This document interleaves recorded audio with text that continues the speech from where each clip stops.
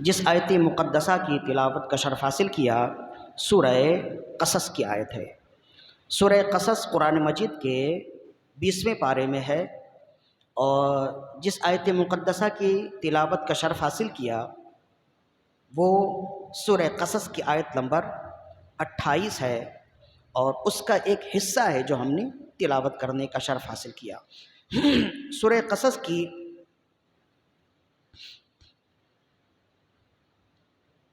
آیت نمبر 27 ہے، جس کا ایک حصہ ہم نے تلاوت کرنے کا شرف حاصل کیا۔ سورہ قصص میں اللہ تعالیٰ نے اس کا نام سورہ قصص اسی وجہ سے ہے کہ اس میں انبیاء کرام کے قصے موجود ہیں۔ بے شک قرآن مجید کی مزید اور صورتوں میں بھی انبیاء کرام کے قصے، ان کے واقعات موجود ہیں، لیکن سورہ قصص میں اللہ تعالیٰ نے کافی تفصیل کے ساتھ مختلف انبیاء کرام کے قصے بیان کیے۔ تو سورہ قصص کی آیت نمبر 27 ہم نے تلاوت کی ہے، اس کا ترجمہ ابھی نہیں کریں گے، اس لیے کہ وہ بات جو ہم بتانا چاہتے ہیں فقط ترجمے سے واضح نہیں ہے۔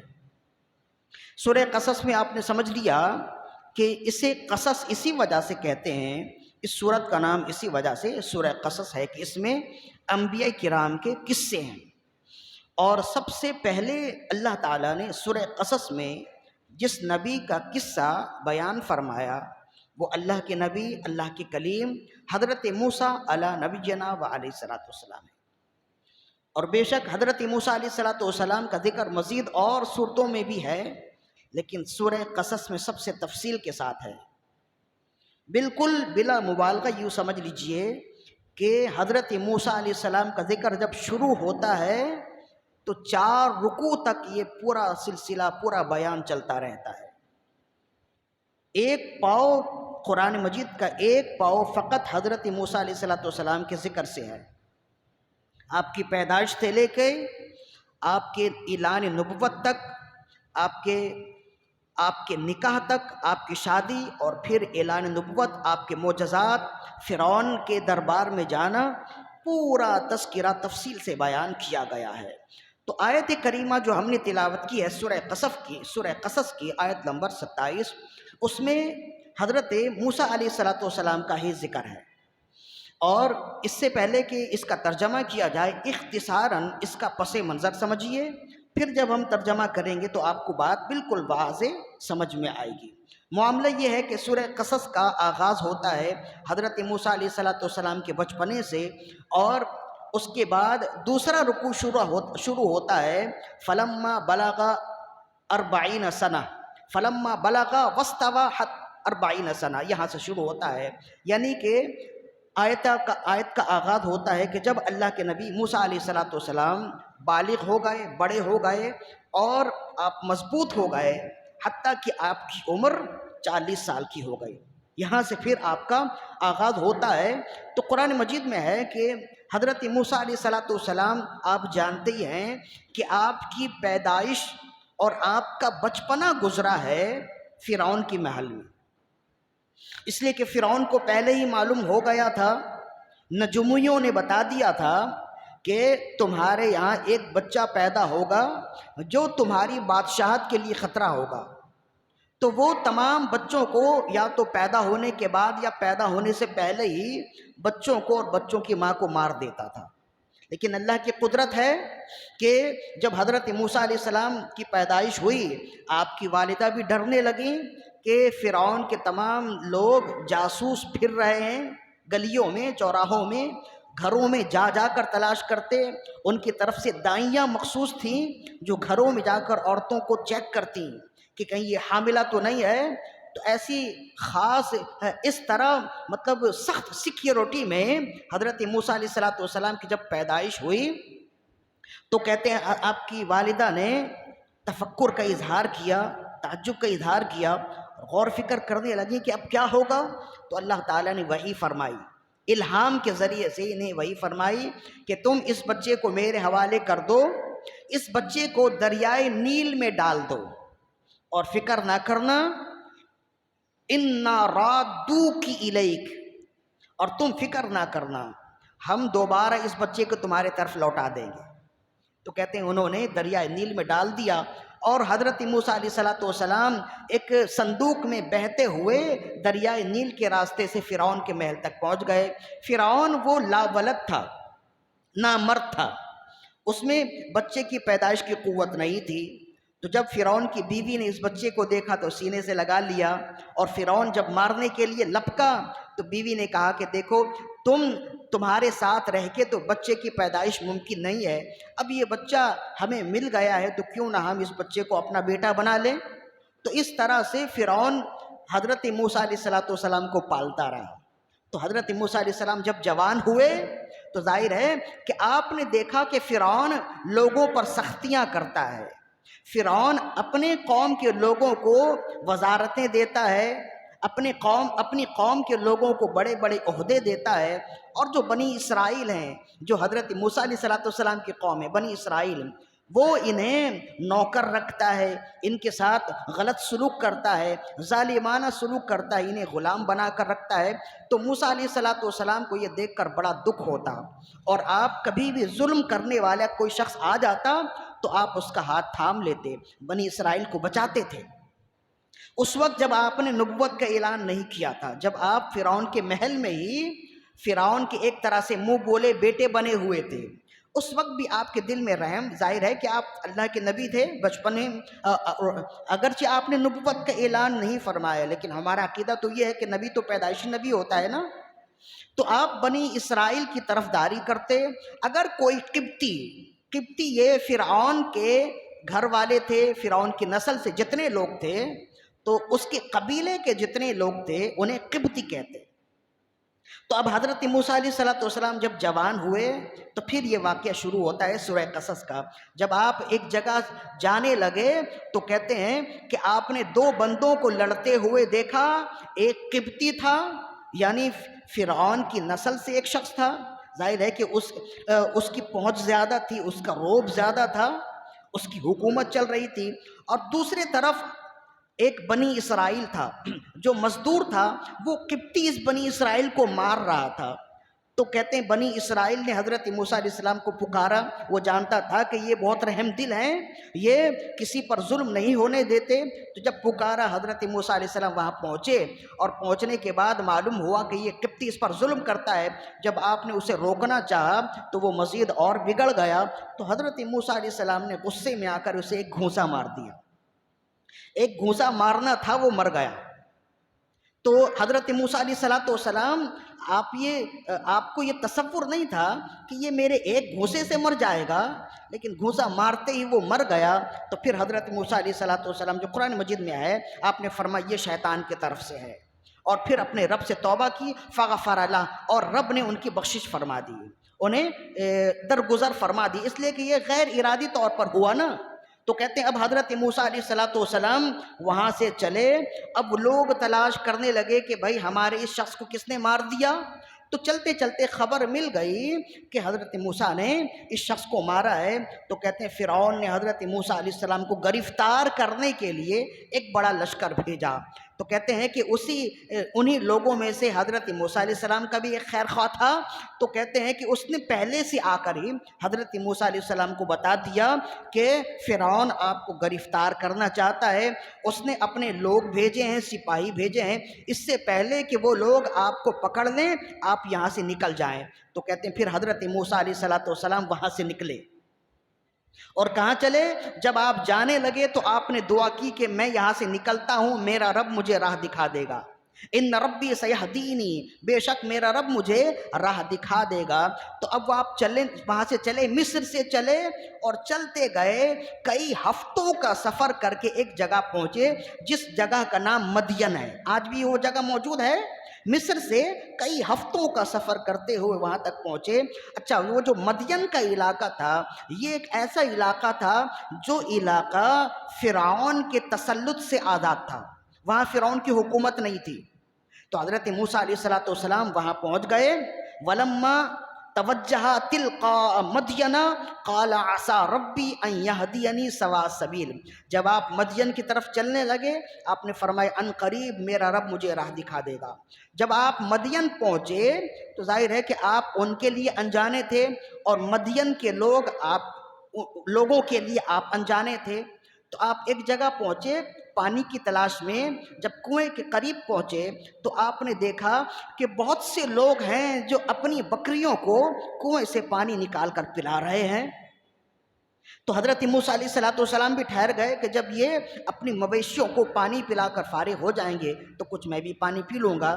آپ وہیں ٹھہر کر انتظار کرنے لگے تو آپ نے دیکھا دور دو لڑکیاں ہیں، ان کے پاس بھی کچھ مویشی ہیں، کچھ بکریاں ہیں، اور وہ بھی کھڑی ہوئی ہیں انتظار میں۔ تو حضرت موسیٰ علیہ السلام نے ان لڑکیوں کو پاس بلایا اور ان سے پوچھا کہ ما خطبکما، یہ قرآن مجید کی آیت ہے، ما خطبکما، تمہارا معاملہ کیا ہے مجھے بتاؤ، لوگ پانی پلا رہے ہیں اپنی بکریوں کو، تم کیوں نہیں پانی پلاتی؟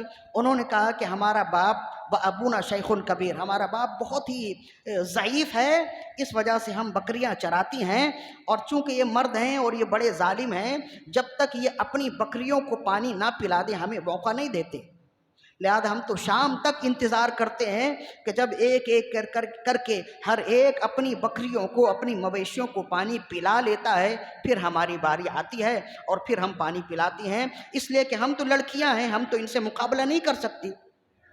تو حضرت موسیٰ علیہ السلام کو یہ سن کر بڑا دکھ ہوا، اور آپ تو رحم دل ہی تھے، تو آپ نے جب دائیں بائیں دیکھا نا تو ایک اور کنواں نظر آیا، تو آپ نے ان سے پوچھا کہ کیا اس کنویں میں پانی نہیں ہے؟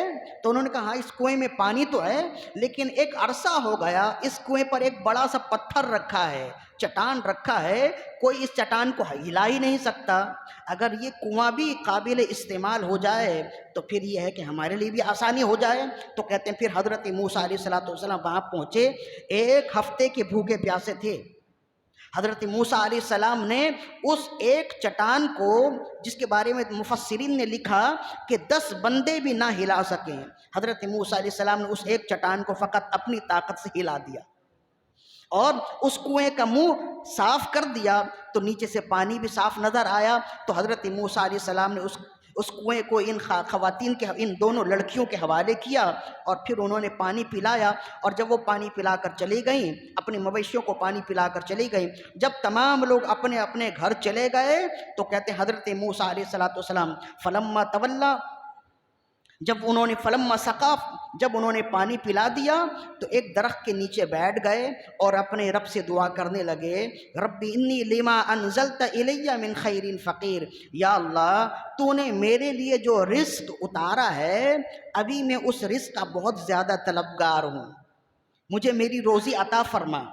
ایک ہفتے کے بھوکے ہیں نا، پیاسے بھی ہیں، تو پیاس تو یہاں سے بجھ گئی لیکن بھوک تو ہے نا، تو اپنے رب سے التجا کی اور ایک درخت کے سائے کے نیچے بیٹھ گئے۔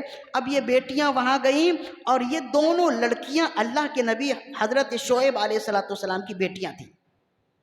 جب یہ اپنے گھر وقت سے پہلے پہنچ گئیں تو اللہ کے نبی شعیب علیہ السلام نے ان سے دریافت کیا کہ آج وقت سے پہلے پہنچنا یہ کیسے ممکن ہوا؟ انہوں نے سارا واقعہ بتایا کہ ایک اللہ کا ولی ملا، ایک بہت ہی درد دل رکھنے والا، بہت رحم دل شخص ملا، اس نے ہمارے ساتھ خیر خواہی کی تو ہم اپنی بکریوں کو جلدی پانی پلانے میں کامیاب ہو گئیں، اور پھر یہ ہے کہ ہم جلدی اپنے اپنے گھر تک آ گئے۔ تو کہتے ہیں حضرت شعیب علیہ السلام نے فرمایا کہ جب ایسا ہے تو اسے میرے پاس لے کر آؤ۔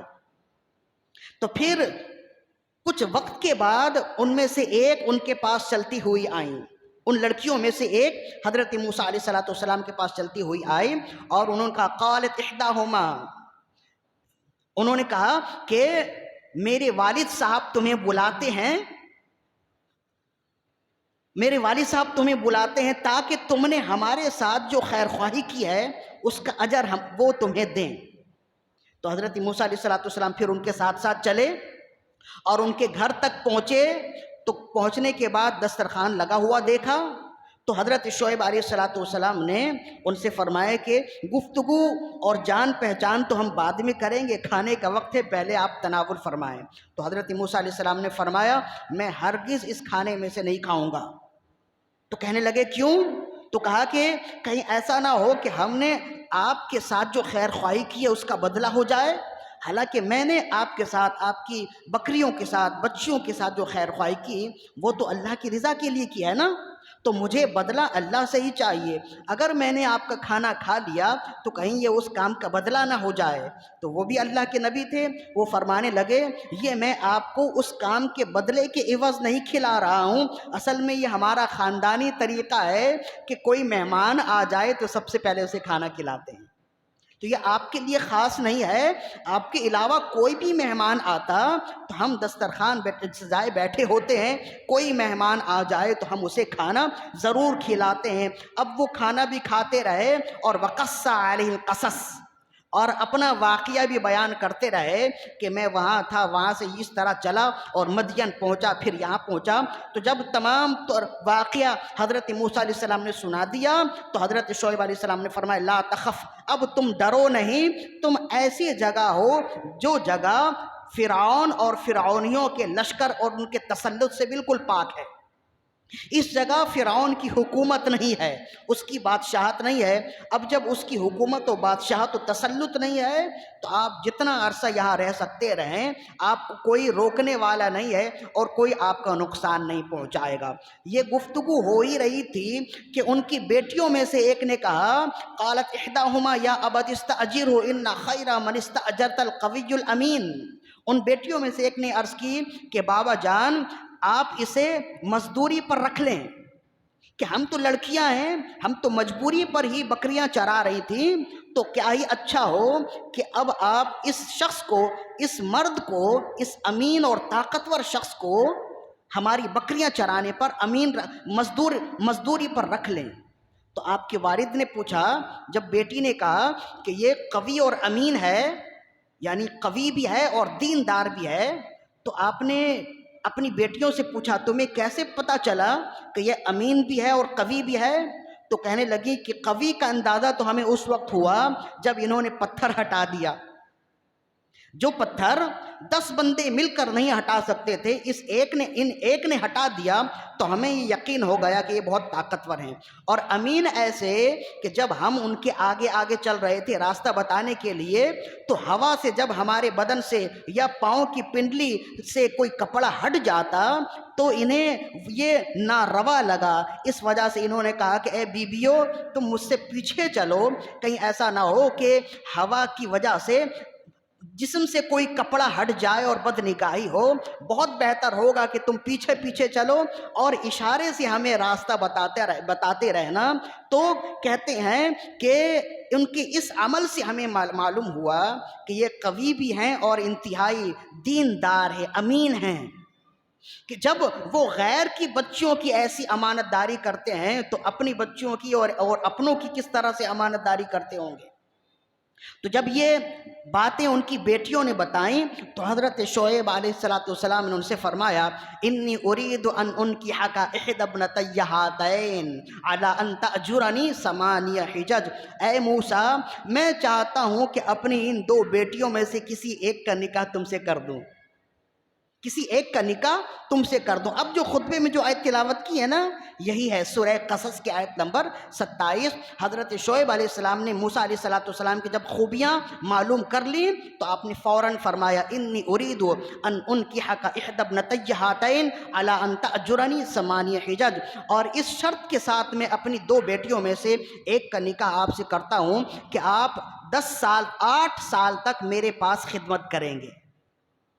تو حضرت موسیٰ علیہ السلام نے فَإِنْ أَتْمَمْتَ عَشْرًا فَمِنْ عِنْدِكَ، اور فرمایا 8 سال تک آپ میری خدمت کریں، اور اگر آپ 8 کے بجائے 10 سال کر دیں تو یہ آپ کی مہربانی ہوگی۔ تو کہتے ہیں حضرت موسیٰ علیہ السلام نے 10 سالوں تک آپ کی خدمت کی، اور پھر ان کا نکاح تو ہو ہی گیا۔ جب نکاح ہو گیا تو پھر حضرت موسیٰ علیہ السلام وہاں سے چلے اپنی بیوی کو لے کر۔ فلما قضى موسى الأجل وسار بأهله، جب حضرت موسیٰ علیہ السلام نے وہ مدت مکمل کر لی، جب نکاح ہو گیا تو اپنی اہلیہ کو لے کر چلے، اور پھر جب اہلیہ کو لے کر چلے نا تو پھر وہ کوہ طور کا واقعہ ہوا، پھر اللہ کا کلام درخت سے اللہ کی آواز آئی، پھر آپ کو معجزات دیے گئے، اور پھر اللہ نے فرمایا اب تمہیں کہیں دوسری تیسری جگہ جانے کی ضرورت نہیں ہے، جہاں سے پہلے آئے تھے دوبارہ لوٹو۔ تو پھر وہ مصر گئے اور وہ فرعون کے دربار میں گئے، وہاں مقابلہ ہوا، سارے معاملات اور ساری باتیں پھر اس کے بعد ہی ہیں۔ یہاں تک تو ہماری گفتگو ختم ہو گئی اور ہم یہی انتہائی اختصار کے ساتھ لانا چاہتے تھے۔ اس میں بہت ساری باتیں ہیں جو کام کی ہیں۔ ظاہر ہے کہ ہم نے ایک بار نہیں کئی بار یہ بیان کیا ہے کہ قرآن مجید کا قصہ فقط سنانے اور سننے کے لیے نہیں ہوتا ہے۔ قرآن مجید کا موضوع جو ہے نا یہ ہدایت ہے۔ تو قرآن مجید جو بھی قصہ یا کوئی بھی واقعہ بیان کرے اس سے مقصد ہدایت ہوتا ہے۔ اگر کسی میں ہدایت، کسی قصے میں ہدایت نہیں ہے تو قرآن مجید وہ قصہ بیان ہی نہیں کرتا۔ تو قرآن مجید کا کوئی قصہ ہو، کوئی بھی واقعہ ہو، وہ ہدایت سے خالی نہیں ہے۔ تو اس سے ہمیں کیا ہدایت ملی؟ بہت ساری ہدایتیں ہیں جو مفسرین نے بیان کی۔ آج کا موضوع میرا جو ہے اسی موضوع کے لحاظ سے 3 ہدایات آج ہمیں ملی، یعنی اس پورے واقعے سے ہمیں 3 باتیں معلوم ہوئیں جو 3 فوائد ہیں۔ مزید اور بھی باتیں ہیں جو ہم نے وقت کی نزاکت کی وجہ سے یا وقت کی کمی کی وجہ سے وہ باتیں چھوڑ دی ہیں۔ 3 فوائد ہم نے لیے، وہ انتہائی اختصاراً ترتیب وار وہ 3 فوائد آپ سن لیجئے۔ سب سے پہلا فائدہ ہمیں یہ معلوم ہوا کہ جیسے ہی بیٹی کے لیے یا بیٹے کے لیے اچھا اور معقول رشتہ مل جائے فوراً نکاح کر دے، اس میں تاخیر نہ کرے، دیر نہ کرے۔ حضرت شعیب علیہ السلام اور حضرت موسیٰ علیہ السلام سے بہت عرصے کا رابطہ نہیں تھا، بہت عرصے کی شناسائی نہیں تھی، لیکن جیسے ہی وہ آپ کے پاس آئے، ملاقات ہوئی اور آپ نے دیکھا کہ یہ بہترین رشتہ ہے، فوراً آپ نے اپنی بیٹیوں کا رشتہ ان کے سامنے پیش کر دیا اور انہوں نے نکاح بھی کر لیا۔ جس سے معلوم ہوا کہ ہمارے ہاں تو چھان پھٹک کرنے میں ہی سالوں لگا دیتے ہیں، اور پھر ہوتا یہ ہے کہ چھان پھٹک کرتے کرتے اتنا وقت نکل جاتا ہے کہ لڑکے کے لیے تو مسئلہ نہیں ہوتا ہے، بیٹی کے لیے مسئلہ ہو جاتا ہے۔ جب وقت نکل جائے تو ایک وقت آتا ہے پھر ان کے لیے کوئی رشتہ ہی نہیں آتا۔ تو اصل میں بات یہ ہے نا کہ کوئی شخص مکمل نہیں ہوتا ہے، کوئی شخص مکمل نہیں ہوتا۔ آپ اگر اس میں عیب تلاش کریں گے تو عیب پائیں گے، آپ اگر اس میں خوبی تلاش کریں گے تو خوبی پائیں گے۔ بس دیکھیں کہ اس کی خوبی ہے، کچھ خوبیاں ہیں تو اس میں تاخیر نہ کریں، جلدی نکاح کر دیں۔ قرآن مجید کے اس واقعے سے ہمیں یہ مزاج ملتا ہے اور ایک فائدہ ملتا ہے۔ اور فقط قرآن مجید کا ہی یہ حکم نہیں ہوا بلکہ یہ رسول اللہ صلی اللہ علیہ وسلم کا فرمان بھی ہے، جس کو جامع ترمذی میں نقل کیا۔ حضرت ابو ہریرہ رضی اللہ عنہ اس کے راوی ہیں۔ عن ابی ہریرہ رضی اللہ عنہ قال قال رسول اللہ صلی اللہ علیہ وسلم، حضرت ابو ہریرہ رضی اللہ عنہ فرماتے ہیں کہ رسول اللہ صلی اللہ علیہ وسلم نے ارشاد فرمایا، اذا خطب الیکم من ترضون دینہ وخلقہ فزوجوا الا تکن فتنۃ و الا تفعلوا تکن فتنۃ و فساد عریض۔ فرمایا جب تمہارے پاس ایسا رشتہ آئے جس کے دین اور اخلاق تمہیں اچھا لگے، جس کا دین اور اخلاق تمہیں اچھا لگے، فوراً رشتہ کر دو، فوراً نکاح کر دو۔ الا تفعلوا تکن فتنۃ فی الارض و فساد عریض، اگر تم اس رشتے میں تاخیر کرو گے تو تم زمین میں فساد پھیلانے والے اور تم زمین میں عظیم فساد پھیلانے والے ہو جاؤ گے۔ یعنی اگر رشتہ جلدی نہ طے کیا جائے، نکاح اور شادی کا معاملہ، اس میں اگر تاخیر کی جائے، خواہ کی دنیا داری کے لیے تاخیر کی جائے، تو زمین میں فساد پھیلانے کا سب سے بڑا ذریعہ یہی بن جاتا ہے۔ زمین میں فساد اسی حوالے سے پھیل جاتی ہے، اس لیے کہ ہر شخص کے اندر قدرتی طور پر نفسانی خواہشات موجود ہیں، شہوت موجود ہے، چاہے وہ مرد ہو چاہے عورت۔ اس شہوت کو اگر آپ غیر شرعی طور پر استعمال کریں گے تو جانوروں سے بھی زیادہ بدتر ہو گئے، ذلیل ہو گئے۔ لیکن اگر اسی شہوت کو انسان اللہ اس کے رسول کے بتائے ہوئے پیغامات کے مطابق عمل کرے تو رسول اللہ صلی اللہ علیہ وسلم نے ارشاد فرمایا، تمہارا اپنی اہلیہ کے پاس جانا بھی صدقہ ہے اور تمہیں اس سے ثواب ملے گا۔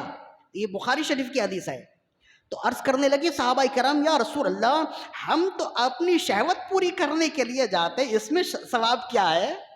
تو آپ نے فرمایا اچھا یہ بتاؤ، اگر تم یہی شہوت اللہ اس کے رسول کے بتائے ہوئے احکامات کے علاوہ تم ادا کرو، کسی حرام ذریعے سے یا کسی حرام جگہ اس شہوت کو پوری کرو، تو کیا تم گناہگار نہیں ہوگے؟ عرض کرنے لگے بے شک گناہگار بھی ہوں گے۔ فرمایا جب اللہ کے بتائے ہوئے طریقے کے خلاف تم عمل کرو گے تو گناہگار ہوگے، تو جب بتائے ہوئے طریقے کے مطابق عمل کرو گے تو ثواب بھی پاؤ گے۔ تو سب سے پہلا فائدہ ہمارے ہاں جو ہے نا اس معاشرے میں، اب آپ دیکھیں یہ حدیث سنیں اور اس کے بعد جب آپ معاشرے میں افراتفری دیکھیں، بے راہ روی دیکھیں، بے حیائی دیکھیں، تو آپ کو معلوم ہوگا اس کے بہت سے اسباب ہیں۔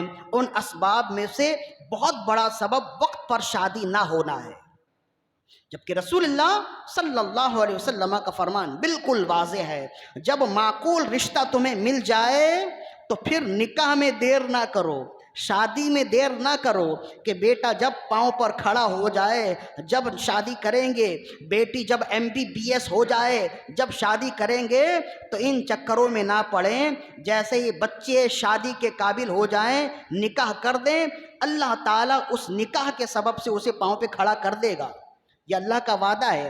اور اس پر مزید اور بھی گفتگو اگلی نشستوں میں ہماری ہوگی۔ تو سب سے پہلا فائدہ ہمیں یہ ملا کہ رسول اللہ حضرت شعیب علیہ السلام نے موسیٰ علیہ السلام کو دیکھا اور چند لمحے کی ملاقات ہوئی نا، اسی چند لمحے کی ملاقات میں آپ نے جان لیا کہ رشتہ بہت معقول ہے، اور آپ بیٹی والے تھے، فوراً آپ نے رشتہ ان کے سامنے پیش کیا اور انہوں نے قبول بھی کر لیا، جس سے سب سے پہلا فائدہ ملا کہ رشتہ کرنے میں تاخیر نہ کی جائے، کوئی دنیاوی معمولات میں پڑھ کر رشتے کو میں تاخیر نہ کریں، ورنہ اگر بچے یا بچیاں آپ کی تاخیر کی وجہ سے کوئی غلط کام کرنے لگیں تو والدین اس غلط کام پر ذمہ دار ہوں گے، وہ بھی گناہگار ہوں گے۔ یہ ایک صریح حدیث ہے، اس کا بھی بیان اگلی نشست میں آئے گا۔ پہلا فائدہ۔ دوسرا فائدہ یہاں سے معلوم ہوا کہ حضرت موسیٰ علیہ السلام کے بارے میں قرآن مجید نے یہ صفات بیان کی ہے کہ وہ دیندار ہے اور طاقتور ہے، جس سے معلوم ہوا کہ جب آپ کے سامنے دیندار اور ایسا شخص آئے جو جسمانی طور پر طاقتور ہو، کوئی بیمار نہ ہو، تو پھر نکاح کرنے میں تاخیر نہیں کرنی چاہیے۔ نکاح کرتے ہوئے کیا دیکھیں تو فرمایا سب سے پہلے دینداری دیکھیں۔ حضرت شعیب علیہ السلام نے حضرت موسیٰ علیہ السلام کی اور کوئی چیز نہیں دیکھی، فقط دینداری اور امانت دیکھی نا، خیر خواہی دیکھی۔ آپ کے پاس تو کچھ بھی نہیں تھا، آپ تو مسافر تھے، اور حالت سفر میں آپ کا اپنا لباس بھی گرد آلود ہو چکا تھا، اتنی دور کا سفر اور پیدل سفر کر کے ایک شہر سے دوسرے شہر پہنچے تو وہاں آپ کے پاس تو کچھ بھی نہیں تھا نا۔ تو حضرت شعیب علیہ السلام نے اپنی بیٹی کا نکاح ان سے کیا تو ان میں کیا دیکھا؟ فقط دینداری دیکھی نا۔ اسی وجہ سے دوسرا فائدہ اس سے یہ ملتا ہے کہ جب آپ اپنی بیٹی کے لیے یا اپنے بیٹے کے لیے جب رشتہ تلاش کریں نا، سب سے پہلے دینداری دیکھیں۔ اگر اس میں دینداری ہوگی تو ساری خوبیاں خود بخود آ جائیں گی، اور اگر دینداری نہیں ہوگی تو کتنی ہی خوبیوں کا وہ شخص حامل ہو یا وہ لڑکی کتنی ہی خوبیوں کی حامل ہو، گھر میں آ کے وہ جہنم بنا دے گی۔ لیکن اگر دینداری ہوگی نا تو آپ کا گھر خدا نخواستہ اگر جہنم بنا ہوگا تو وہ اسے جنت میں تبدیل کر دے گی۔ ایسے ہی تو نہیں، میرے آقا صلی اللہ علیہ وسلم نے ارشاد فرمایا کہ دنیا یہ مال ہے اور سب سے بہترین مال اچھی عورت ہے، دیندار عورت ہے، اور فرمایا جسے دیندار بیوی مل گئی دنیا کی ساری دولت اسے مل گئی۔ تو کیوں فرمایا آپ نے؟ اس لیے کہ دینداری اصل اصول ہے۔ یہ تو قرآن مجید کی اس آیت سے ہمیں معلوم ہوا نا۔ اب رسول اللہ کا فرمان بھی سنیے کہ آپ نے کیا فرمایا۔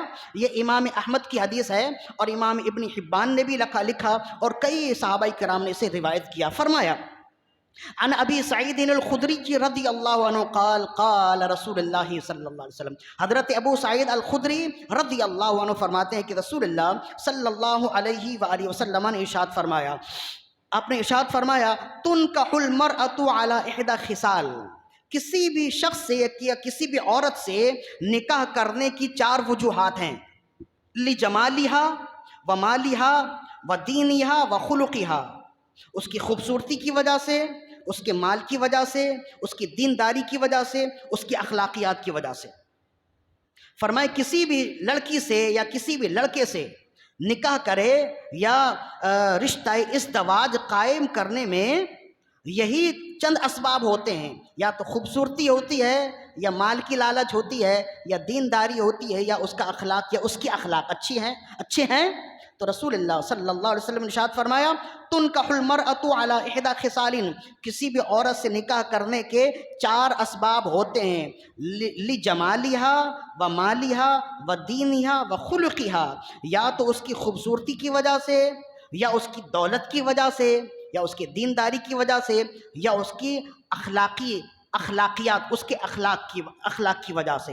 پھر رسول اللہ صلی اللہ علیہ وسلم نے ارشاد فرمایا کہ علیکم بذات الدین تربت یمینک، تو تم اے میرے غلاموں جب تم نکاح کے لیے لڑکی تلاش کرو یا اپنی بیٹیوں کے لیے کوئی لڑکا تلاش کرو تو سب سے پہلے دینداری دیکھو، فعلیکم بذات الدین، تم دینداری دیکھو، تریبت یمینک، اگر تم دینداری کے علاوہ سب کچھ دیکھو گے برباد ہو جاؤ گے، ذلیل ہو جاؤ گے۔ تریبت یمینک کا مطلب ہوتا ہے ذلیل ہو جاؤ گے۔ تو ہمارے ہاں جو گھر بنتے بہت دیر سے ہیں لیکن بنے رہتے بہت کم وقت کے لیے ہیں، شادی اور رشتہ ایک عرصے تک قائم رہتا ہے، رشتہ تو ایک عرصے قائم رہتا ہے، لیکن رشتے کے بعد جب نکاح ہو جائے تو چند مہینوں میں ہی علیحدگی ہو جاتی ہے۔ اس کی بہت وجوہات ہیں، اس میں سے ایک بہت بڑا سبب ہے کہ ہم مالدار تو دیکھتے ہیں، دیندار نہیں دیکھتے۔ تو یاد رکھیے جب مال آتا ہے نا تو بری حرکتیں بھی آتی ہیں اور بری عادتیں بھی آتی ہیں، اور پھر ہوتا یہی ہے کہ ہم نے بیٹی کے رشتے کے لیے مالدار دیکھ لیا کہ یہ بڑا مالدار ہے، بہت ہی مختلف ملکوں میں کاروبار ہے، اور سب کچھ دیکھ لیا، دینداری نہیں دیکھی، تو پھر آ کر روتے ہیں کہ امام صاحب معاملہ یہ ہے کہ بیٹی رات بھر تنہا ہوتی ہے، داماد صاحب کب آتے ہیں کب غائب ہو جاتے ہیں معلوم ہی نہیں، وہ تو اپنے دوستوں کے ساتھ زیادہ وقت گزارتے ہیں، اپنی بیوی کے ساتھ وقت ہی نہیں گزارتے۔ ان کی دوستی ہے شراب و شباب، جب سب کچھ انہیں باہر ہی مل رہا ہے تو پھر گھر میں آنے کی کیا ضرورت ہے؟ تو ایسا کیوں ہوتا ہے؟ آپ سمجھتے ہیں کہ فقط مال ہونا کافی ہوتا ہے؟ جب دولت آئے تو اس کے ساتھ عیش پرستی بھی آتی ہے، اس کے ساتھ تعیش پرستی بھی آتی ہے، اس کے ساتھ بہت سی برائیاں بھی آتی ہیں۔ لہذا میرا پیغام یہی ہے کہ دینداری دیکھیے، مالداری نہ دیکھیے، آپ بھی خوش رہیں گے، سکون سے رہیں گے، آپ کی بیٹی بھی خوش رہے گی، سوکھی روٹی کھائے گی لیکن عزت سے رہے گی۔ اور جب بیٹیاں اپنے گھروں میں عزت سے رہیں نا تو والدین دیکھ کر ہی زندہ ہو جاتے ہیں، مردہ والدین دیکھ کر ہی زندہ ہو جاتے ہیں۔ جب بیٹی کا چہرہ دیکھیں اور اداس چہرہ نہ ہو، خوشحال چہرہ ہو، تو والدین کے لیے وہی زندگی ہو جاتی ہے، والدین اسی میں خوش ہو جاتے ہیں۔ لہذا دوسرا فائدہ معلوم ہوا کہ حضرت شعیب علیہ السلام نے حضرت موسیٰ علیہ السلام سے جب نکاح فرمایا، اپنی بیٹی کا نکاح فرمایا، تو ان میں مالداری یا کوئی اور چیز نہیں دیکھی، سب سے پہلے دینداری دیکھی۔ اور رسول اللہ صلی اللہ علیہ وسلم نے بھی ارشاد فرمایا کہ جب تم نکاح کرو تو نہ اس کی خوبصورتی کی جانب دیکھو، نہ مال کی طرف دیکھو، اور نہ ہی کسی دوسری تیسری جانب دیکھو، تم دینداری دیکھو۔ اگر دینداری دیکھ کر نکاح کرو گے گھر گہوارہ جنت بن جائے گا۔ 2 فائدے ہو گئے۔ تیسرا اور آخری فائدہ ہمیں معلوم ہوا، حضرت شعیب علیہ السلام بیٹی والے تھے، اور حضرت موسیٰ علیہ السلام سے آپ نے اپنی بیٹی کا نکاح کیا نا، اپنی بیٹی کے نکاح کا پیغام ان کے تک پہنچایا، جس سے معلوم ہوا کہ یہ ضروری نہیں ہے کہ لڑکے والے ہی لڑکی والی کے گھر میں اپنے بیٹے کے لیے رشتہ بھیجیں، بلکہ قرآن مجید کا مزاج یہ ہے کہ جو پہل کر دے اس کے لیے بہتر ہے۔ ہم تو ناک کی وجہ سے اپنی بیٹیوں کو اپنے گھروں میں بیٹھائے رکھتے ہیں کہ نہیں ہم تو لڑکی والے ہیں، کوئی رشتہ اگر خاندان میں ہمیں معلوم بھی ہو جائے، اچھا بھی لگے کہ لڑکا اچھا ہے، کماتا ہے، اچھا دینداری بھی ہے، سب کچھ ہے، شرافت ہے، اخلاقیات میں بھی اچھے ہیں، لیکن اب ہم اپنی بیٹی کے لیے رشتہ کیسے دیں؟ ہم تو لڑکی والے ہیں، تو اب انتظار ہی کر رہے ہوتے ہیں کہ شاید وہاں سے رشتہ آ جائے تو اب ایسا تھوڑی ہے کہ ہر ایک کی دل کی بات دوسرے کو معلوم ہے. تو اب ہوتا یہ ہے کہ آپ انتظار ہی میں ہوتے ہیں اور کہیں اور اس کا رشتہ ہو جاتا ہے. تو یہ فقط اپنی انا کی وجہ سے ہوتا ہے، اپنی ناک کی وجہ سے ہوتا ہے کہ ہم لڑکی والے ہم کیسے رشتہ بھیجیں. یہ تو بڑی حیا کی بات ہے، یہ شرم کی بات ہے. یہ اچھی طرح یاد رکھیے، یہ اگر حیا کی بات ہوتی، شرم کی بات ہوتی تو اللہ کے نبی حضرت شعیب علیہ السلام کبھی اپنی بیٹی کا رشتہ حضرت موسیٰ علیہ السلام سے نہیں کرتے.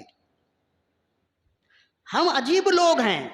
اب یہ ساری باتیں دیکھیں اور سنیں تو آپ کو اندازہ ہوگا ہم عجیب لوگ ہیں. جن باتوں میں حیا کرنی چاہیے، ناچ گانے ہم رقص و سرور کی محفلوں میں ناچ گانوں میں ہم بے حیائی کے ساتھ چل رہے ہوتے ہیں. اسے کوئی حیا بے حیائی تصور ہی نہیں کرتا. چلتے پھرتے گالیاں دے رہے ہوتے ہیں، گندی اور فحش گفتگو کر رہے ہوتے ہیں، اسے کوئی غلط سمجھتا ہی نہیں ہے. لیکن جب رشتے کی بات آئے، بیٹی کا رشتہ ہم لڑکی والے کے گھر میں کیسے دیں؟ یہ تو حیا کی بات ہے، یہ تو اخلاقیات سے گری ہوئی بات ہے. تو یہ اچھی طرح یاد رکھیے، یہ نہ غیر اخلاقی ہے نہ غیر شرعی ہے، یہ طریقہ ہے نبیوں کا طریقہ ہے. اس میں دیر نہ کیا کریں کہ ہم لڑکی والے ہیں، خاندان میں کوئی لڑکا پسند آ گیا تو ہم کیسے رشتہ دیں؟ آج نہیں کل نہیں، ابھی اپنا رشتہ، اپنی بیٹی کا رشتہ بھیجیے. اس لیے کہ رسول اللہ نے فرمایا جب تمہاری نظروں میں اچھا رشتہ آ جائے اس میں تاخیر نہ کرو، ورنہ تم زمین میں فساد پھیلانے والے ہو جاؤ گے. ہمارے بڑے فرسودہ نظام اور فرسودہ ذہن رکھنے کی وجہ سے ان کا ذہن ان باتوں میں کھلتا ہی نہیں ہے. اب ہم کیا بتائیں، کئی پرچیاں اور بہت سی وائس میرے پاس آتی ہیں بچیوں کی کہ وہ کہتی ہیں کہ امام صاحب ہماری عمر بڑی ہو گئی، والدین اچھے رشتے آتے ہیں لیکن وہ کوئی رشتہ تسلیم ہی نہیں کرتے. وہ بچیاں یا وہ بیٹیاں والدین کو تو کچھ نہیں کہہ سکتی نا، ایک حیا ہے. تو وہ یہ سمجھتی ہیں کہ امام صاحب وہ مسئلے کا حل جانتے ہیں تو وہ کوئی دعا بتا دیں، یا چلتے پھرتے والدین میں سے کسی سے ملاقات ہو جائے تو چھپے لفظوں میں کہہ دیں کہ بھائی نکاح کر دو. اب وہ کیا کریں؟ اگر وہ کھل کے بولیں تو والدین سمجھتے ہیں کہ یہ تو بے شرمی ہے. تو اب وہ خاموش ہیں تو یہ آپ کی ذمہ داری ہے نا کہ وقت پر رشتہ کر دیں، وقت پر نکاح ہو جائے، وقت پر شادی ہو جائے، وہ اپنے اپنے گھروں میں بال بچے دار ہو جائیں. یہ تمام والدین کی خاص ضرورت ہے اور ان کی ذمہ داری ہے. ہمارے بچے جو بے راہ روی کا شکار ہو رہے ہیں اس کے بہت سے اسباب ہیں.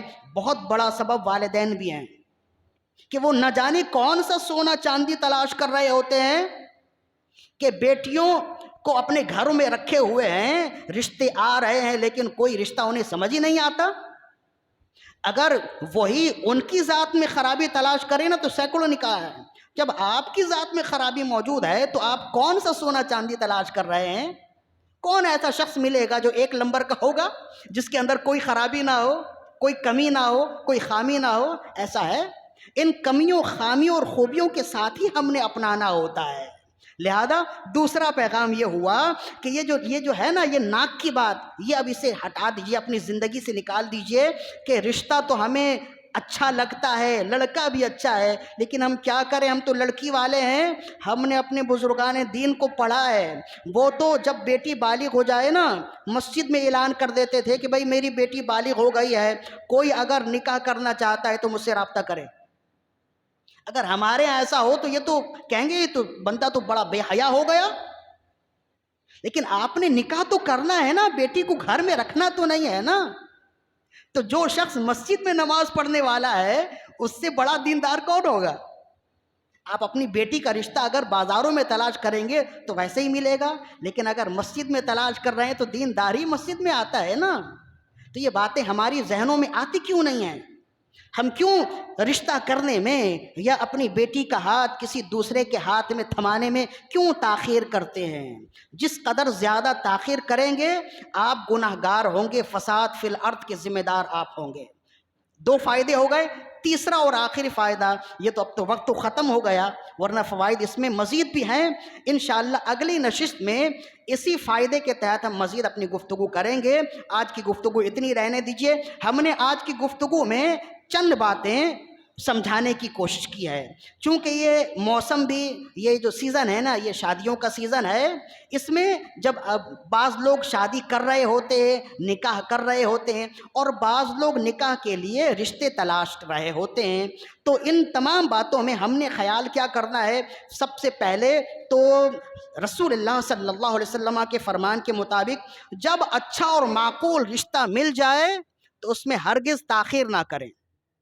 اگر آپ تاخیر کریں گے تو آپ گناہ گار ہوں گے۔ ایک فائدہ ملا، اور دوسرا فائدہ یہ ملا کہ اچھا اور معقول رشتہ کہتے کس کو ہیں؟ تو رسول اللہ نے فرمایا کہ معقول رشتہ آپ کی نظر میں تو یہ ہوتا ہے جو بہت خوبصورت ہے، یا بڑا خوبصورت ہے، بہت مالدار ہے۔ تو رسول اللہ نے فرمایا تم خوبصورتی نہ دیکھو، مالداری نہ دیکھو، دینداری دیکھو۔ اب سمجھیے نا کہ کوئی مالدار بیٹی ہے، آپ اسے بہو بنا کر لے آئے، اور تو جب مالداری آئے گی تو اس کو نخرے بھی تو ہوں گے۔